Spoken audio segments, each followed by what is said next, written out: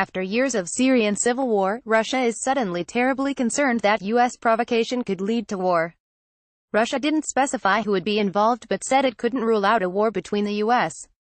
and Russia. Reuters reports, Russia's UN Ambassador Vassily Nebenzia urged the United States and its allies on Thursday to refrain from military action against Syria over a suspected chemical weapons attack and said he cannot exclude war between Washington and Moscow. The immediate priority is to avert the danger of war, he told reporters. We hope there will be no point of no return. When asked if he was referring to a war between the United States and Russia, he said, "We cannot exclude any possibilities, unfortunately, because we saw messages that are coming from Washington. They were very bellicose. So, apparently, Russia's position is that we either wink at their support for Assad's use of chemical weapons against his own people or we invite war with Russia. But if we are once again at the brink of firing cruise missiles into Syria, it's largely because Russia has a. failed to secure chemical weapons they agreed to secure and b. blocked every other means of dealing with the problem.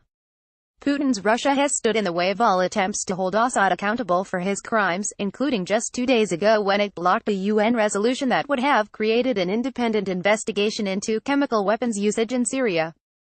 Russia continues to treat Syria as its personal sandbox, and now that the US and other nations are threatening to enforce a red line against the use of chemical weapons, Putin's regime is making thinly veiled threats.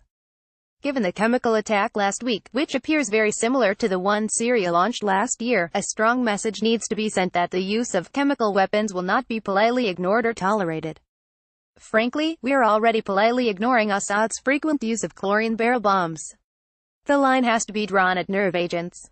If we don't respond to video of toddlers being murdered by sarin or some similar agent, for fear of provoking Russia, you can be certain Russia will repeat the exercise.